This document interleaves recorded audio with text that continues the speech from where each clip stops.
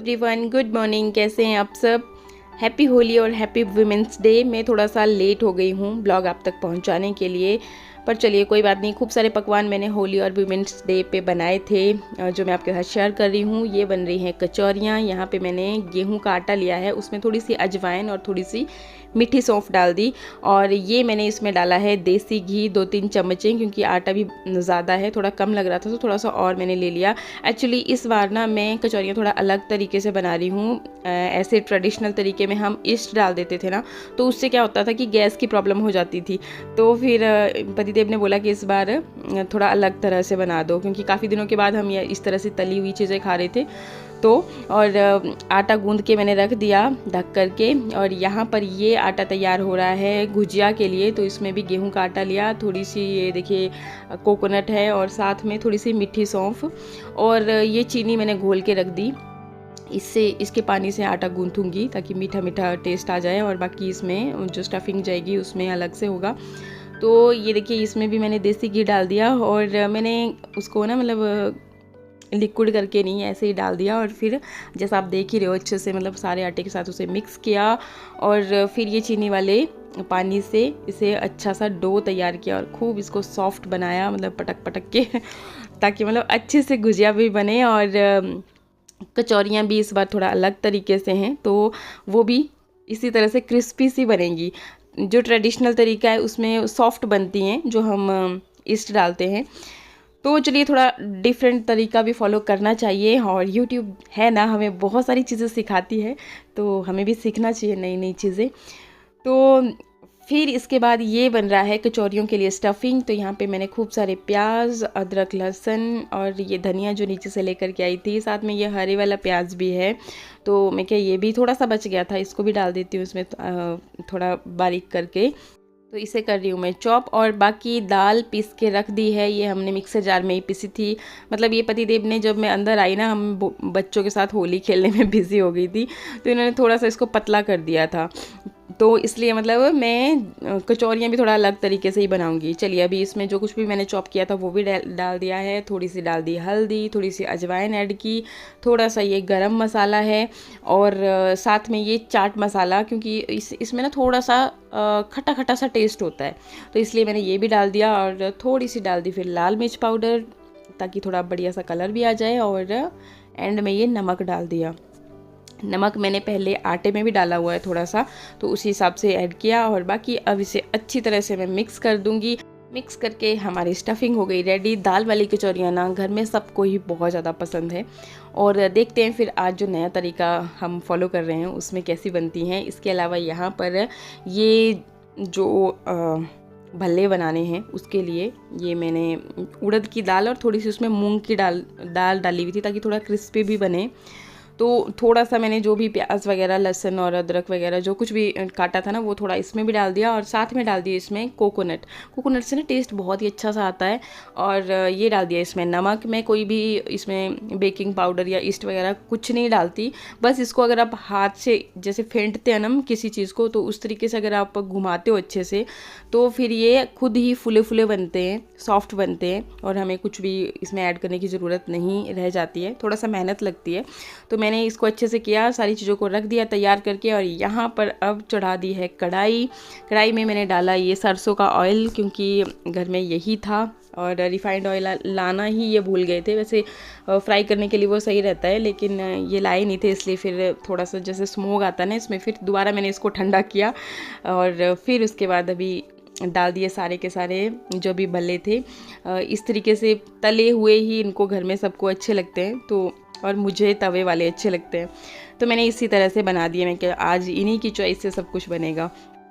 फिर इसके बाद भल्ले निकाल लिए पहले मैंने फ्राई करके, और फिर लग गई फटाफट से अपनी कचौरियाँ बनाने की तैयारी में। तो जैसा कि मैंने इसमें ईस्ट वगैरह नहीं डाला था, वैसे तो आटा मैंने काफ़ी अच्छे से गूंद करके नरम किया हुआ था, लेकिन इसको फिर क्योंकि मेरी जो ये स्टफिंग है ना, ये भी थोड़ा गीली हो गई थी, तो मैंने क्या किया, पहले तो जैसे हम रोटी बेलते हैं ना उस तरीके से, बहुत ज़्यादा पतली भी नहीं और बहुत ज़्यादा मोटी भी नहीं, जैसा आप देख ही रहे हो। फिर क्या किया मैंने कि ये ढक्कन था और कचौरी की शेप वाला, तो बहुत ही अच्छी से इससे मतलब एक परफेक्ट कचौरी की शेप आ गई।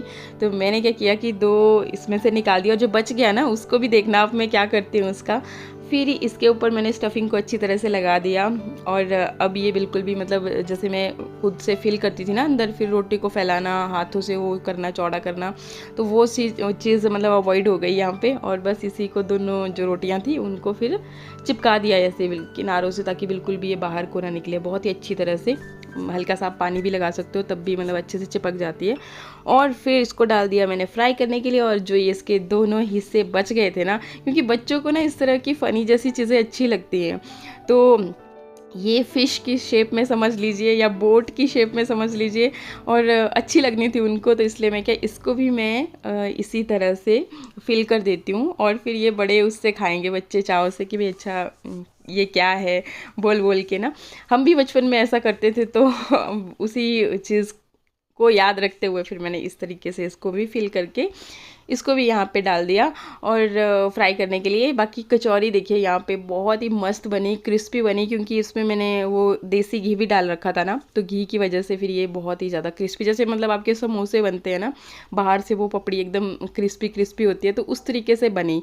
और इस बार का एक्सपीरियंस बहुत ही अच्छा रहा। सबने मतलब इवन पतिदेव ने भी बहुत चाव से मतलब बहुत अच्छी बनी, बड़ी टेस्टी बनी है। तो इस तरीके से मतलब थोड़ा सा अगर अलग भी ट्राई करें ना कभी, क्योंकि हमेशा ही मैं ट्रेडिशनल मेथड से ही बनाती थी। और ये देखिए ये भी बहुत ही अच्छे से फ्राई हो रहा था और देखने में इतना अच्छा सा लग रहा था।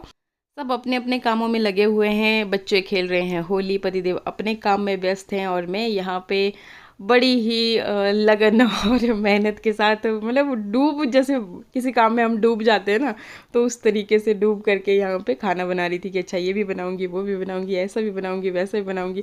तो कुछ मैंने ये गोल गोल कचौरियाँ बनाई। फिर ये मैं आपको दिखा रही थी कि ये मैंने ना समोसे की शेप में बना दी।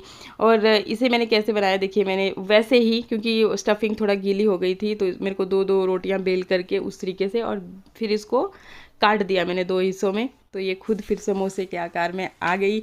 और इस तरीके से बहुत ही, एक तो टेस्टी भी लगती है ना, क्रिस्पी बनती है, और दूसरा कि जैसे बच्चे वेस्ट कर देते हैं ना, अगर गोल जैसी है आपकी, अगर इतना खा नहीं पाए तो वेस्ट कर देते हैं, और इतना आसानी से वो खा लेते हैं। फिर एक ही लिया, अपना वेस्ट भी नहीं हुआ, तो ये चीज़ मुझे बड़ी अच्छी लगती है इस तरीके से कचौरी बनाने में। और ये मैं आप सोच रहे होंगे कि मैं दबा क्या रही थी, तो किनारों को दबा रही थी, मैंने ऑयल ना घुस जाए अंदर को। और ये देखिए ये भी बहुत ही क्रिस्पी बने थे।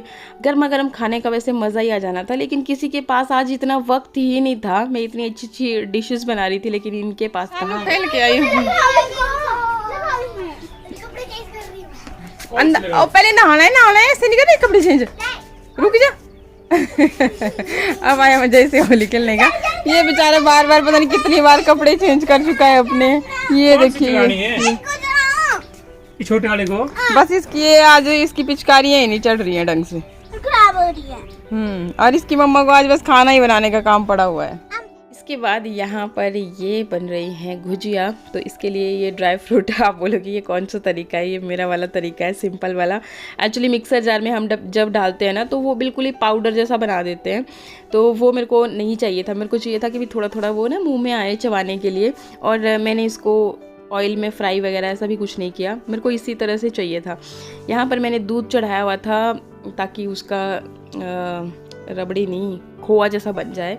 तो ये एक शॉर्टकट मेथड है, और इस तरीके से ना बड़ा टेस्टी भी बनता है। तो मैंने इसमें क्या किया कि 2 पैकेट डाल दिए दूध के, और अब मैं बीच बीच में चलाती भी रहूँगी, क्योंकि मैं अपना दूसरे काम भी कर रही हूँ ना साथ साथ में, तो यहाँ पर भी चला रही हूँ। तो किनारों से ये हटाती चलूँगी, और बाकी जो भी ड्राई फ्रूट मैंने यहाँ पे थोड़ा क्रश किए थे वो फिर सारे के सारे इसमें डाल दिए, और इस तरह से बड़ा ही टेस्टी भी बनता है। एक चीज़ रह गई मेरी, वो है कोकोनट, क्योंकि वो मुझे ग्रेट करनी पड़ेगी। मेरे पास वो ये नारियल का इस तरह का वो है, तो फिर इसको मुझे ग्रेट करना पड़ता है। बीच बीच में ये भी चला रही हूँ, और साथ में फिर ये भी कर दिया मैंने, क्योंकि ये इसको भी ना अगर बार बार आप चलाते नहीं हो तो एक तो नीचे लगने का भी खतरा रहता है, और साइडों में फिर ये जम जैसा जाता है तो अच्छा नहीं लगता। तो यहाँ पर देखिए ये भी, और इसी से ना अगर आप इसी को जमा देते हो ना, तो इससे काफ़ी अच्छी बर्फ़ी भी बन जाती है। चीनी में डाली मैंने इसमें स्वाद के अकॉर्डिंग, और बाकी ये ड्राई फ्रूट ही डाले हुए थे। एक चीज़ जो मैं करना भूल गई थी स्टार्टिंग में कि मुझे इसमें ना 1 चम्मच देसी घी की डाल देनी चाहिए थी, ताकि फिर ये बाद में बिल्कुल भी चिपके ना। ऐसे ये चिपकने लगता है अगर आप लगातार चलाते नहीं हो तो। और ये देखिए बिल्कुल एकदम सूख जाता है और फिर आपका बिल्कुल मावे जैसा मार्केट में मिलता है ना, वो तो क्या है, इसके आगे बहुत ही टेस्टी होता है ये। तो रबड़ी भी इसी तरह से बन जाती है और ये भी। और मुझे ये वाली स्टफिंग बड़ी अच्छी लगती है। फिर यहाँ पर ये मैं बेल रही थी ना, और मुझसे थोड़ा सा बड़ा साइज इसका मतलब मैंने ले लिया था, छोटा सा लेना था, तभी मैं देख रही थी कि अच्छा ये थोड़ा बड़ा हो गया। फिर मैंने क्या किया कि इसको हाफ कट करके उस तरह से फिल करके, तो ये 2 समोसे के आकार में बन गया। और फिर मतलब अंदाज़ा हो गया, देखो हो जाती है गड़बड़, तो फिर अंदाज़ा लग गया कि अच्छा इतनी छोटी सी ही अभी मेरे को लेनी है, ये जो गोला लेना है आटे का। फिर बस ये देखिए इस तरह से मैंने सारी तैयार कर ली। और ये मेरी पहली वाली शिफ्ट थी जिसमें ये 2 समोसे के आकार में भी बन गए थे। तो बस यहाँ पे फिर गुजिया भी तैयार थी, जो कि मिट्ठू को बहुत बहुत टेस्टी लगी। और शाम तक ये बोलता रहा मम्मा आपने बहुत कम बनाई थी और बनानी थी। मैं क्या कोई नहीं नेक्स्ट टाइम। इसके अलावा फिर चटनी बनाई थी। और बाजार में ही खेल रहे हैं ना होली, तो हमने सोचा हम भी मार्केट में। अच्छा इसने एक बलून लिया, ये तो पूरा दिन सुबह से खेल रही है, इसकी होली ख़त्म ही नहीं हो रही है अभी तक भी।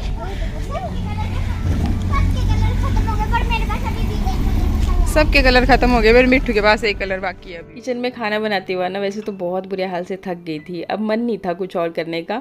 लेकिन वही बात है कि बच्चों के लिए और हम लेडीज़ में जो एनर्जी होती है ना, वो किसी और में हो नहीं सकती। तो बच्चों के फोर्स करने, यहाँ पे एक्चुअली डीजे वगैरह लगे होते हैं ना, तो घर तक आवाज़ें आ रही थी बहुत। तो बच्चे बार बार जिद करे कि नहीं हमें भी जाना है मम्मा चलो आप। तो फिर हम आ गए, मैं क्या थोड़ा सा दिखा के आते हैं इनको। और बच्चों का चाव होता है तो थोड़ा सा मतलब आपके लिए भी वीडियो बना करके लेके आएंगे कि अच्छा इस तरह से यहाँ पर भी सेलिब्रेशन हो रहे हैं। फिर यहाँ पर पहुँची तो मेरे को ना बहुत ज़्यादा औरतें नहीं दिखी यहाँ पे जैसे हर साल होते थे। मतलब मैक्सिमम थोड़ा बच्चे, वैसे तो थी, ऐसा भी नहीं बोल रही हूँ कि बिल्कुल ही नहीं है, बट ज़्यादातर बच्चे दिख रहे थे। और मेरी नॉन लेडीज़ तो मुझे कोई दिख ही नहीं रही थी। तो फिर बस बच्चों के लिए मैं क्या थोड़ी सी देर कर लो तुम इंजॉय, और मुझे नहीं करना। और शानवी को तो बस जैसे यहाँ से हटना ही नहीं है, जाना ही नहीं है। पर फिर बस थोड़ा सा इनको दिखा के घुमा के थोड़ी सी देर यहाँ पे खेल के फिर हम दोबारा से आ गए घर वापस।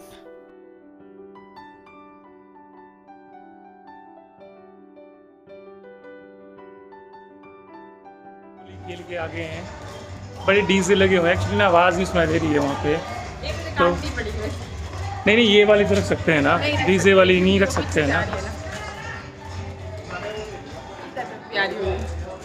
वही चलो तो फटाफट से लगा लेते, फिर नहाना, इसके बाद सारा बंद हो जाएगा, क्लोज कार्यक्रम सारा काम।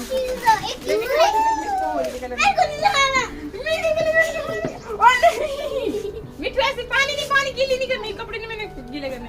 होली का होला ले लो, होली रे होली, हैप्पी होली, बस वो भाई है, बस हैप्पी होली। मिट्टू को भी ले आना, सानू तो देखो मेरे सारे कपड़े गंदे कर दिए इसने। सानू रह गई। हैप्पी होली।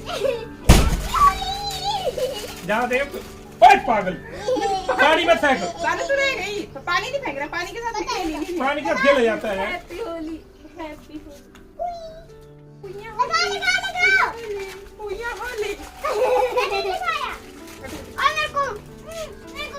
ये देखो, ये हैप्पी होली। कर लेते हैं, पता चल जाएगी थोड़ा सा। ओए सानू पहले कहाँ से, ओए गिर गया, खड़े हो जा ले। हैप्पी होली।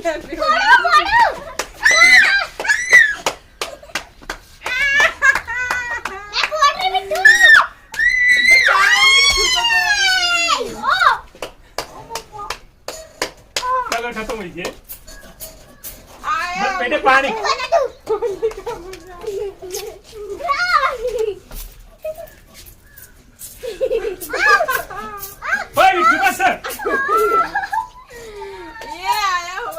तो जल्दी फेंक।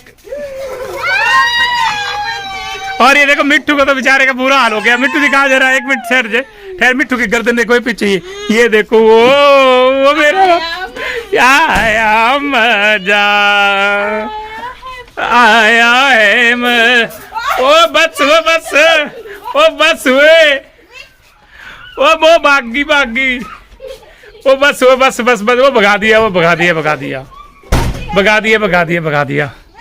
और ये गुब्बारे फोड़ रही है, देखो ये शानवी बस। अरे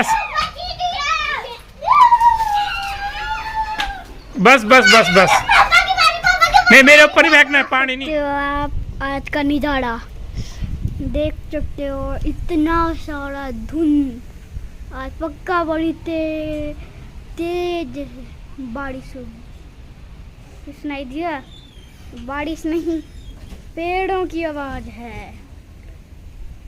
अभी पेड़ ही लेंगे ना, फिर रात को बहुत जोरों से बारिश होगी। धन्यवाद।